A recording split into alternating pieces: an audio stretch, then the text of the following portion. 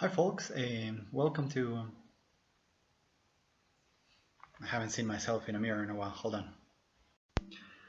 Hi guys, this is Andres again with another Tropical Birding virtual tour. This time, actually a virtual cruise. We'll be going to the Galapagos Islands, the Enchanted Islands. And for that, let's start with, as usual, the map. These islands are here, located off of the coast of Ecuador, right here at about 1,000 kilometers from the continental South America here. And this is a province of Ecuador, but also a national park and a UNESCO's heritage site, natural heritage site, declared in 1978. Is the first national park of Ecuador, declared in 1959. Where does this name come from? Galapagos comes from the very famous Galapagos giant tortoises. The Galapagos etymologically means a saddle. They sit on a horse, a saddle, because a few species of these giant tortoises in the Galapagos have this shape on the shells of a saddle. And also part of this is very important, part of these different shapes is part of the charm of the Galapagos, because time ago in 1835, as you know, Darwin came in and used the knowledge that he accumulated in the Galapagos to afterwards come up with his theory of evolution based on several facts and several differences, like the shape of the saddles, or these shape of the Gynopuntia cactus that we have land iguanas. They are woody and not green in here, so that they don't get eaten by the iguanas or the tortoises. Different things like that. As you know, Darwin also used not only these iguanas, out of which there are three species of land iguanas in Galapagos, but also, and more importantly or more famous, are the finches, the Galapagos finches. Not the most attractive of the passerines, I can say, but because of this, they became famous. It was an interesting thing from a common ancestor that populated the islands. It created this evolutionary radiation where several different species started to appear out of this common ancestor, showing different shapes and sizes of their bills based on the availability of food, and so that they don't compete among themselves, they evolved into these and adapted into these different shapes of bills. This is a book that actually I published together with a couple of friends, Miles McMullen and Louis Die, and so I'm going to be using a couple of times this book and this other book that I published to show you a little bit about the Galapagos.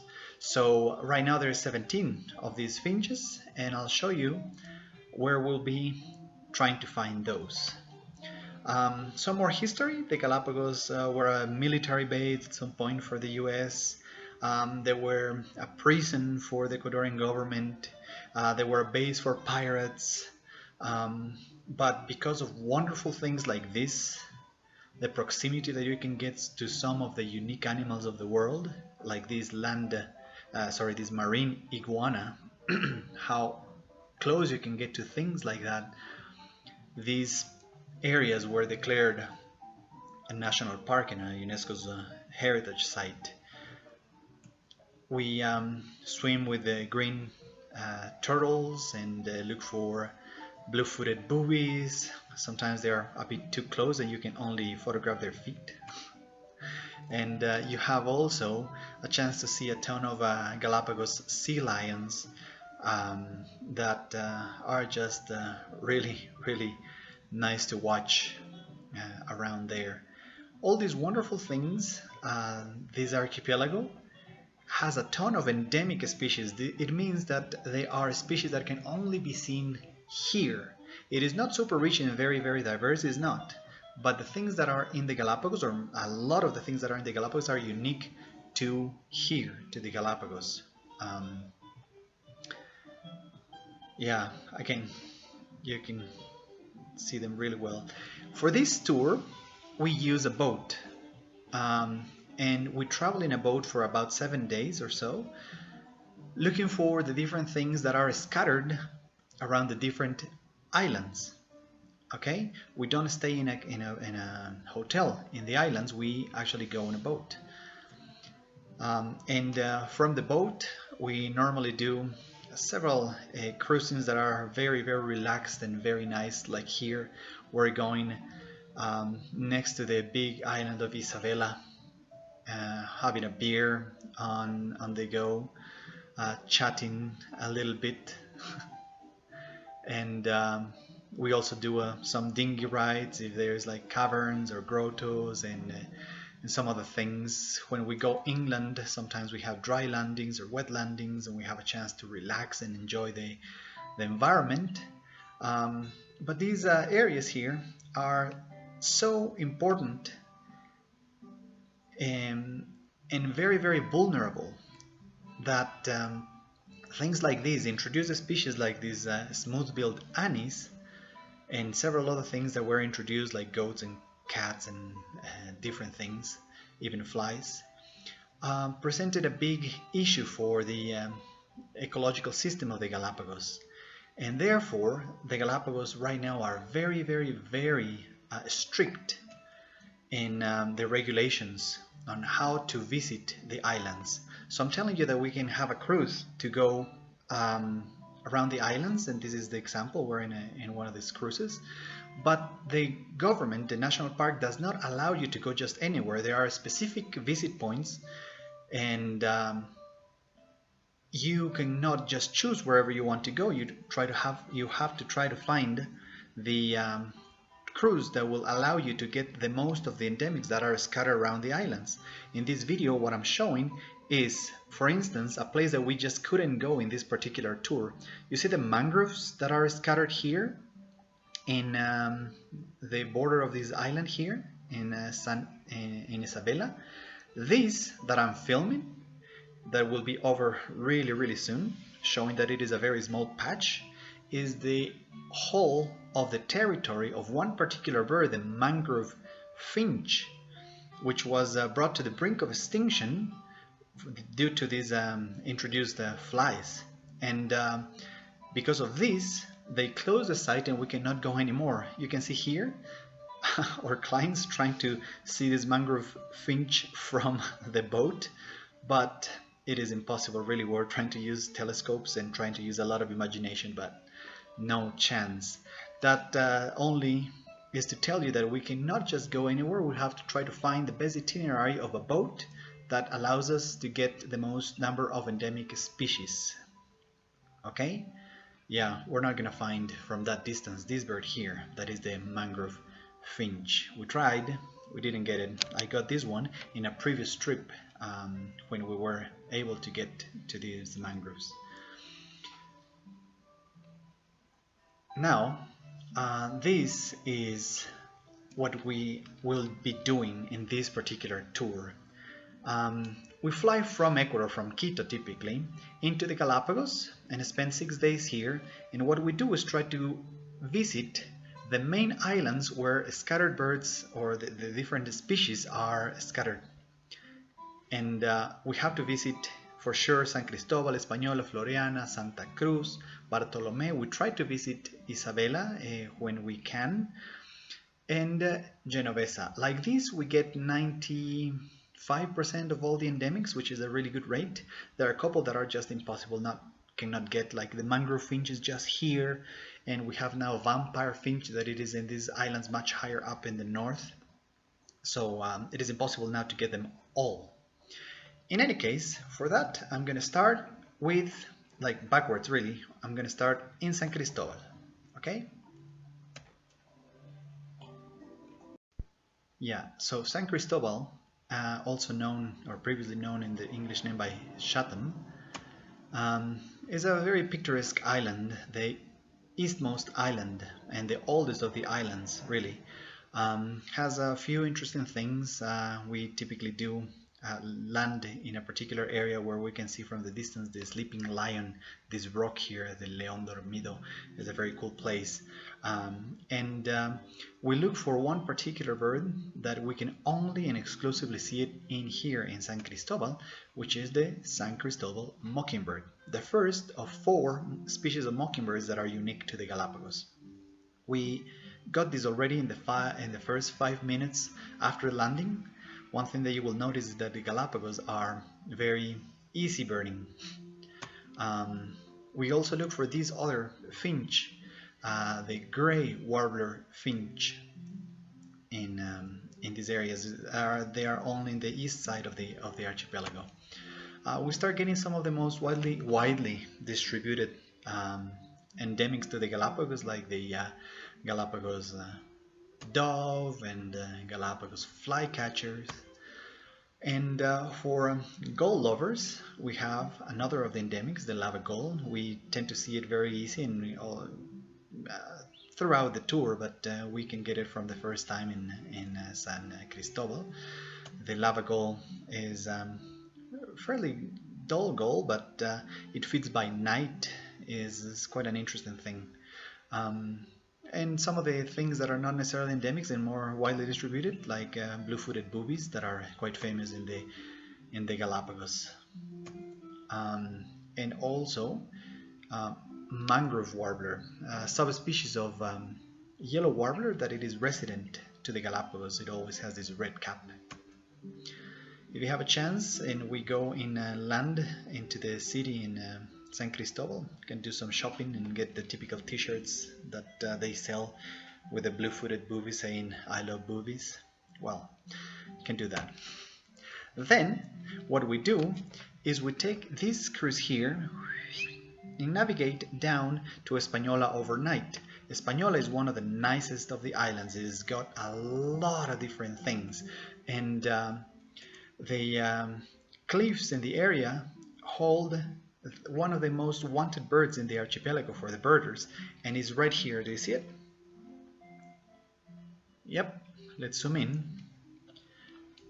Waved albatross. So from April to December, the waved albatrosses come to the island of Española. That is the only island in the archipelago where they breed, and they do some display dances and moves that are not necessarily subtle, but yeah, it's a pleasure to see these birds inland. Not only when we see them when we cruise on the boats. They are beautiful albatrosses, really. Let's enjoy a little bit of this video. This albatross, however, is not endemic to Galapagos because well, technically it's not, but it breeds in another island off of the coast of Ecuador called the Isla de la Plata, so we cannot really count it as an endemic. But there are about 32 species that are endemic to the Galapagos. I'm not counting this one in that number. So a couple more photos. It's impossible not to take photos. This is a perfect destination for photography, as you can see, and we will repeat on several things. But when we come to Española, we come for this special bird. Look how ugly it is. It's one of the finches again, recently split. This is the Española ground finch. Believe it or not, is one of the real targets there, that we see it very, very easy, really. Another of the targets here, the second of the mockingbirds, Española mockingbird, quite a confiding bird, that is probably the tamest in the world. You cannot go away from them. You bring your bottle to drink water and they just jump on you because they want that. It's just so little water in the Galapagos, fresh water, that they try to get it out of you, but you should not do it. You can get a big fine. But these mockingbirds don't care. They are just tame. This is one of the most iconic subspecies of marine iguana that it is in Española, that has these red tones to their bodies.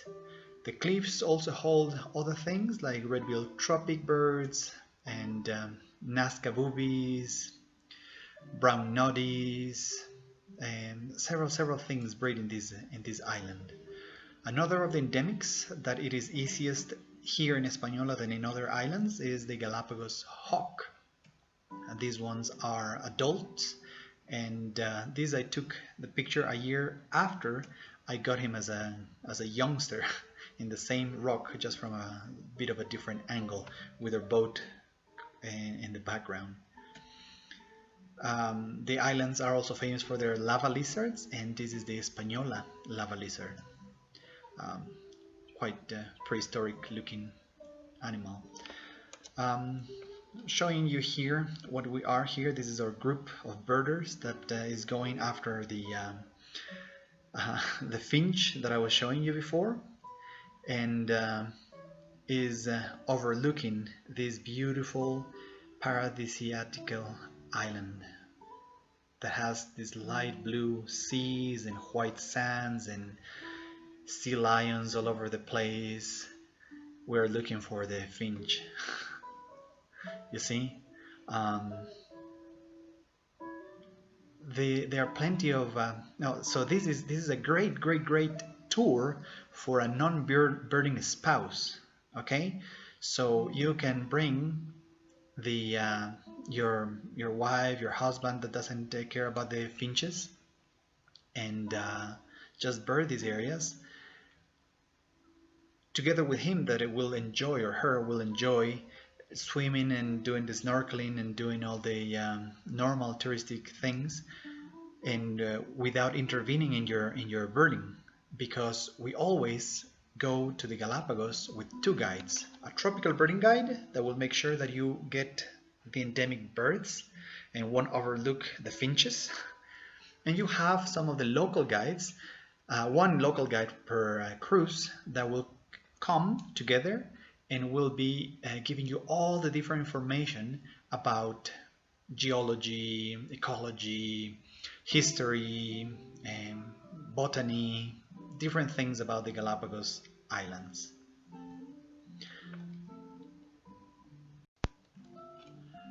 Now, overnight again, we do this cruise in here to FLOREANA. This island here holds two species that are unique to FLOREANA. Again, they're fairly easy to get, but you need to get to the spot. If you don't see it. So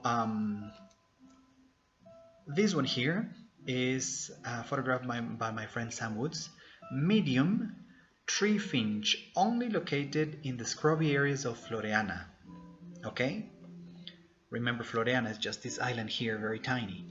But this one here, the FLOREANA mockingbird, used to be in the big island of FLOREANA here, but it got extirpated from the big island by annies and other things, and now it only lives in two very tiny islets, the size of a stadium. That's the only place that this bird breeds, and that's it. So it's critically endangered and that. So these are the two big targets. You see, in order to try to get that mocker, we have to do these dinghy rides. We cannot even land and try to see it from the boats. When we manage to do these dinghy rides, we get it. It's easy again. But when the park doesn't allow us, or is not part of the itinerary that it is already approved to the boat, we just cannot. Try to get it from the big boat, doing a navigation close by, but that's the thing. Once we have seen these target birds, we go for some more picturesque birds, like American flamingo is one of the best places in the archipelago to see that, and we can enjoy again the beaches, Galapagos sea lions, and relax, but yeah, be a bit more relaxed. But you see this rock here, that's most of the reason why most people come to this particular beach, is the snorkeling done here. This is called the Devil's Crown, and we always have a chance to see it or to snorkel there. So this tour again is great for non-birding spouses because we don't prevent them from doing other touristy stuff or other cool things that are actually my favorite, like snorkeling and the Galapagos are really cool. You can see here me a little bit thinner and Sam. We both are younger than right now. This is about 10 years ago, and we're about to go swimming. And for that I have again a book that I published, Miles McMullen, Luis Dia and me, for the fish of Galapagos. It's a cool book because it is an underwater guide. It is printed in a material that you can take it underwater and afterwards mark on it with pen and pencil. But we put some effort on that one. The cool thing is that it allows us to really see, and I just wanted to show you the things that we can see when we do this tour. Typically we see king angelfishes, and we see, where are these guys? Yeah, snappers, damselfish, a bunch of parrotfishes. We see at least that one, and that one. Yeah, four species of that. We tend to see sea urchins, chocolate chip sea stars are really cool. We see those. Now, I don't have an underwater camera, so I cannot show you my pictures, but I'm using this book for that. We tend to see Panamic sea stars and surgeonfishes.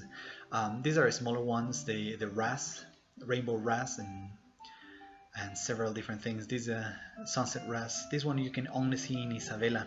This one here, harlequin wrasse, is much bigger than the others. The typical ones that we see in terms of sharks, and that we see white tip reef shark and Galapagos sharks. A couple of dolphins here and there, but my favorite to see is sunfish. Typically around Isabela, between Isabela and Fernandina, we can see the sunfish, that in Spanish is actually called moonfish, pez luna. Yeah. So here we'll be doing a crossing in the afternoon to Santa Cruz, and while we do these crossings we see a lot of different things and a lot of different pelagic birds like this. Who can tell me what this is? This, well, there's a Nazca booby right there, but these are Galapagos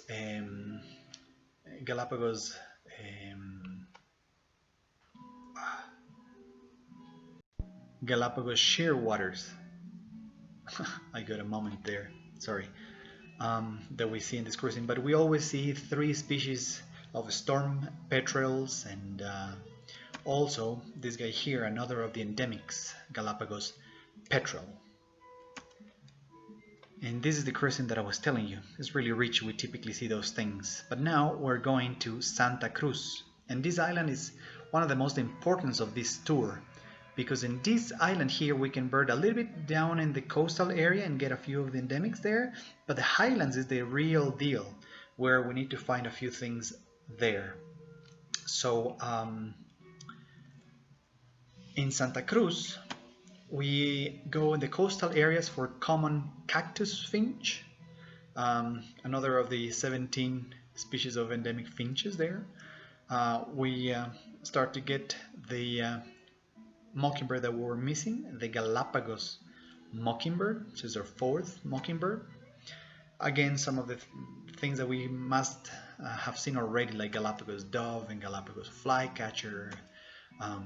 There's a typical Myarchus flycatcher if you're familiar with that genus. But also we can get, this one is called the Galapagos lava lizard. When I was telling you that we want to go to the highlands, is because of these birds like this, another of the finches that are only in bigger forest, that it is in the wetter areas, in the higher areas of Santa Cruz. Woodpecker finch and the green warbler finch. So for those two, plus like vegetarian finch as well as another of the big targets, but I don't have a picture of that one, we go to the highlands. We also get a ton of these medium ground finch and small ground finches as well. But this is one funny thing. So the birds here are very curious. Look at this. I hope that the resolution is good enough, but I do some fishing. And check this out.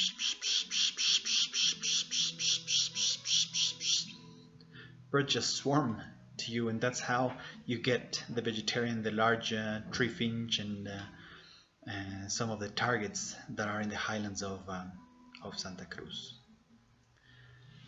And we go to the Scalesia area in this muddy trail for one particular thing that it is the key and the most wanted for the hardcore birders, that is the Galapagos rail. It's the only place that I actually kind of need playback, but once I have to tell a story. I had my iPod completely charged overnight. I don't know what happened, it just died.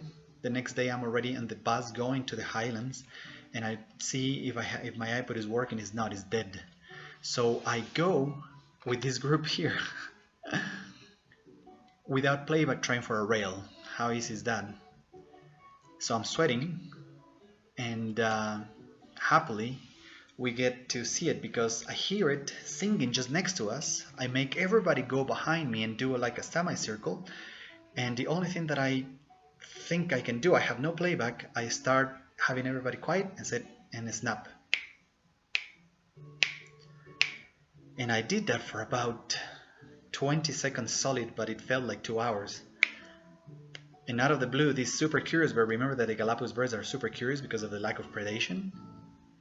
This rail, that is very similar to black rail, comes out exposed, stays there for a second, and goes back in. Look at that. This is after snapping. When it goes in, I know that it's gonna call, so I bring my recorder and I record it. Okay, who didn't see it? Well, I'm gonna play again. Me. Okay, you three come here, the rest please go back. Played it, came out, everybody saw it. I was the hero. That's a crazy thing. Yeah. Now let's go to another island. This is Bartolome right here, and we're going to have a navigation also during the night in order to get to Bartolome, and when we get there is for this puppy here. Well, Bartolome is beautiful. It is one of the most visited islands because of the panoramas that you can get there in Bartolome, but for the birders, this is the real deal. Galapagos penguin. So we have a chance actually to snorkel there, and if we are lucky we can snorkel with the penguins. It's a very nice Spheniscus penguin. It's more volcanic. You can see more of a lava, exposed lava rocks, and you can have the formerly lava heron, now lumped again back with the striated. Another penguin, another view of the penguin. Is just a cool thing to see them. For most people this is their first penguin. And we can get other common things like blue-footed boobies. Well, we get this everywhere. When we are navigating after that incident with the rail that I was telling you, we can see long distance albatross, and people start snapping trying to bring the albatross that is cruising just by. Funny thing. Now we try to go to Isabela. Okay, when we do these itineraries, we ask for one particular one small change from the national park, and because we go to an area that it is not visited almost at all, we tend to get approved this change to go here after one of the most important birds of or famous birds of the archipelago. This guy here, the flightless cormorant. So if we get this change and we get approved the change, they are 100% success rate on seeing this guy here, the famous cormorant. Very famous because it has lost the ability to fly. So it's not flightless because it goes underwater and feeds underwater only. A lot of cormorants do that. But the thing is that they have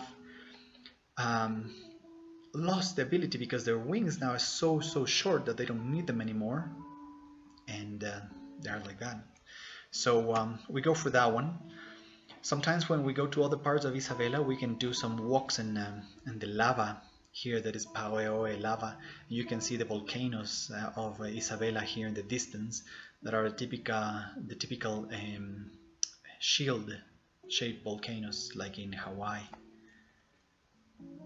And in between the rocks, the lava rocks, you can have lava cacti and several other things. And this also is the best spot to see this. This is the only footage that I have of these other endemic. Pretty bad film, really. It's just really bad. I am not gonna be in Hollywood directing any movies soon. So that was the Galapagos martin.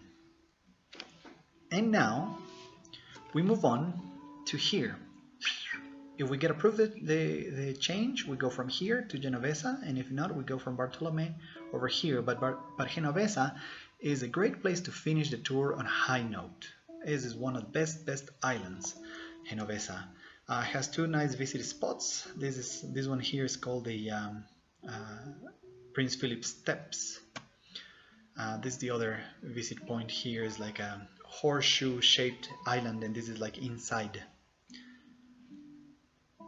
The key one here is this one. One of the two key ones is this one, the Genovesa ground finch, recently split from sharp-billed ground finch. And this is the other one, recently split also from large cactus finch. This is now called the Genovesa cactus finch. Those are the two key things. But apart from that, this island allows you to be really close to frigate birds that are many times there with their pouches, and great frigate birds. They move around you very close to you. Another of the finches that are quite easily found here is the large ground finch. Notice the huge bill there. And the island is the main breeding spot for red-footed boobies that have two morphs, the white morph and the dark morph. The white morph and the dark morph, the subspecies is very dark in the tail for some experts on boobies. But this island is the best one to find these guys here. This is the swallowtail gull, one of the most beautiful, if not the most beautiful gull in the world. You see this white spot? It is said that it helps the youngster when they are feeding their babies or their chicks in the nest. They help to show them that this is where they have to aim to get the food, so that they don't poke their eyes by night, because that's what they are, night feeders. And you get to be really close to these beautiful birds. Yeah, I mean, it's gotta be the most beautiful gull in the world. Look at those tones of slate that goes into gray and then pure white. Is just beautiful. And then, well, our time in the Galapagos has come to an end. We go back to here, Baltra, and that's the airport, and we just fly out and have to go back to the continent, and that's it. That's the end. Or, since a lot of people don't want to spend only a week in the Galapagos and get at most 70 birds, that it is 75 birds is the final list of the whole tour, really, in terms of birds. They are still Bird Thursday. They come to Quito.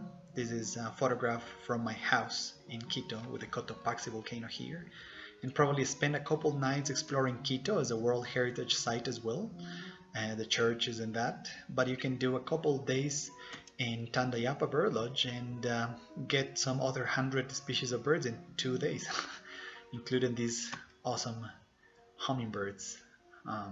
Yeah, booted racket-tails and purple-beaked white-tips and purple-throated wood stars, and just enjoy that. This is Tandayapa Bird Lodge. So this is it with me, guys. I hope you have enjoyed it. See you.